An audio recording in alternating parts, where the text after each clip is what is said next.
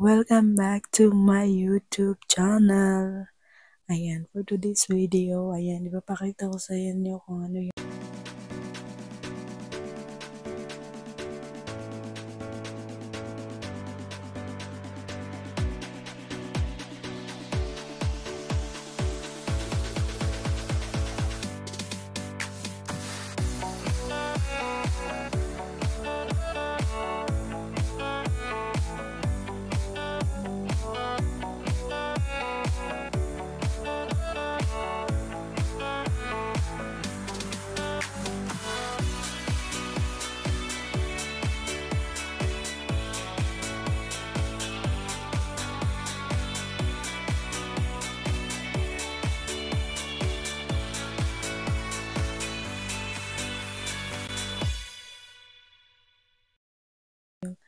buhay ko ngayon dito sa ibang bansa kasi alam nyo guys, hindi talaga ako okay.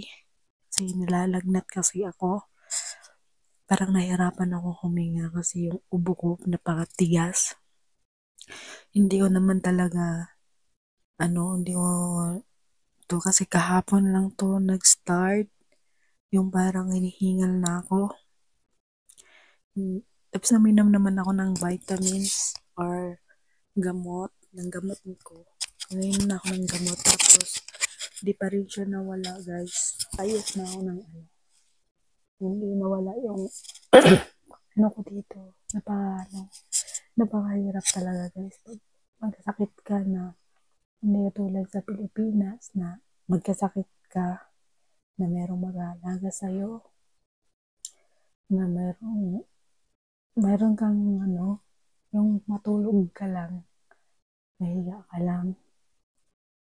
Pero dito sa ibang bansa guys, papahingahin naman, magpahinga ka naman, pwede lang naman ako magpahinga. Pero kaso guys, Ramadan ngayon, hindi pa rin ako pwedeng magapan na maghiga kasi yun nga, magluluto pa ako ng nila pagkain.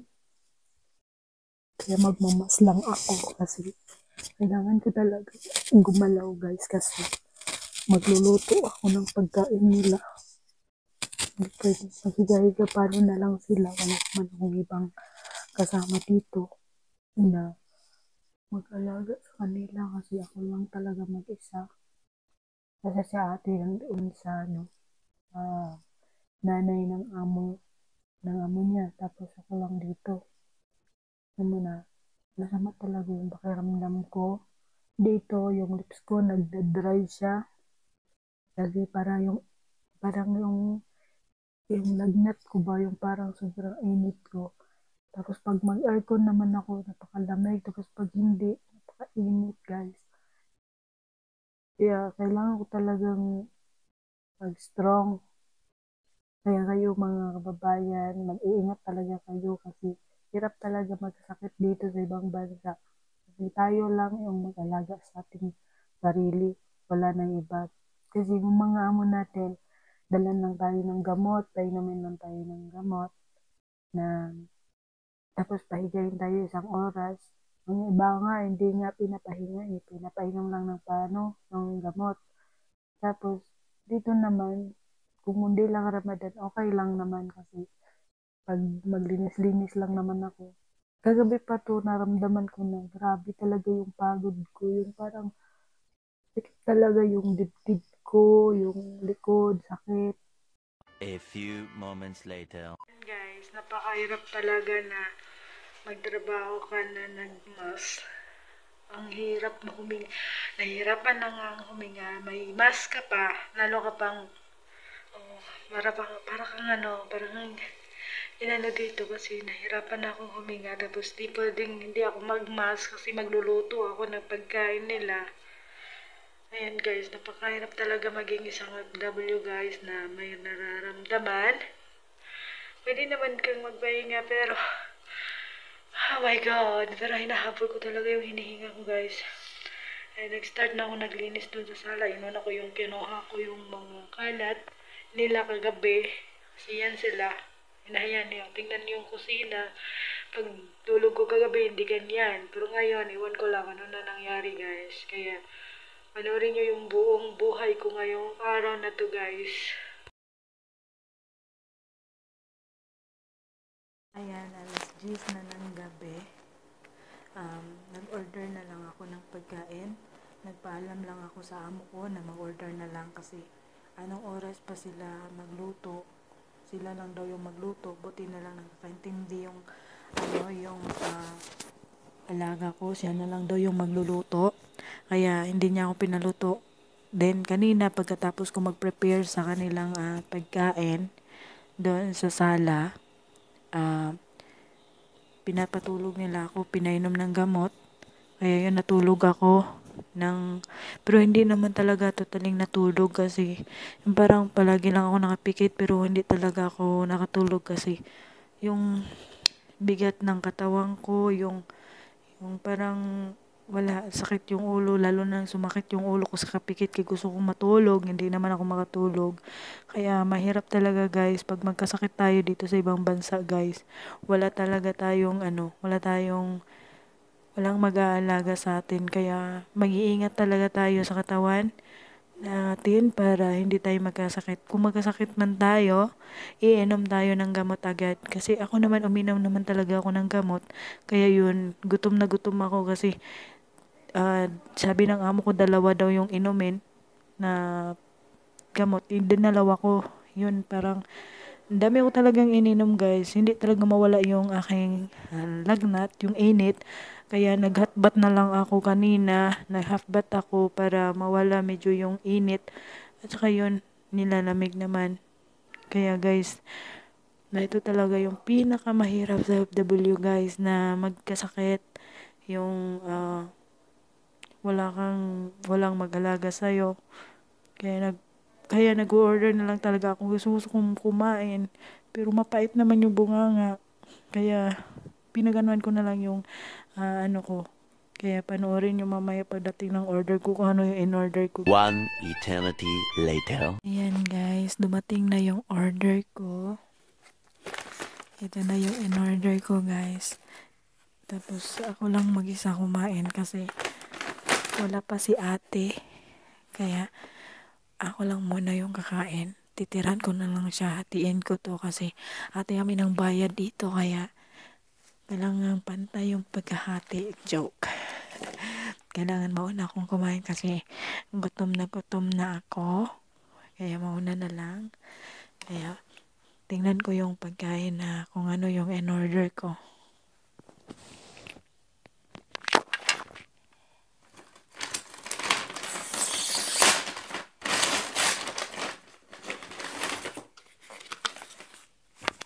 Ayan. Ito. Salad. Kailangan ko mag-salad kasi diet ako. Kailangan ko ng salad kasi hindi ako pwedeng lahat na lang burger.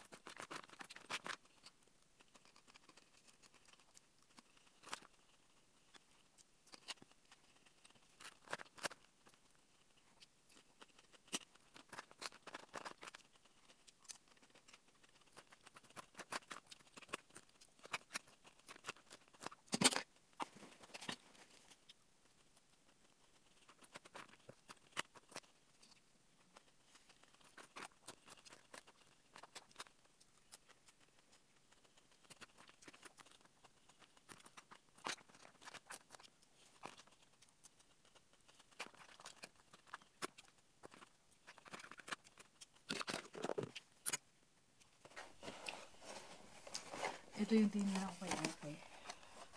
Tingnan yung tinira ko kay ate. Sa kanya na lahat yan.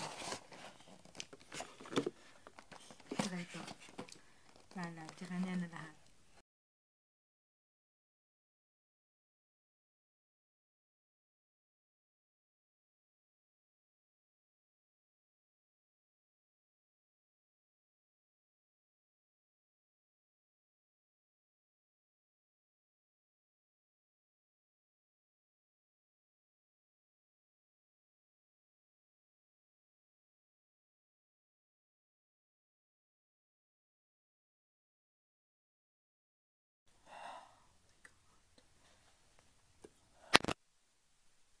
Ayan, tapos na akong kumain.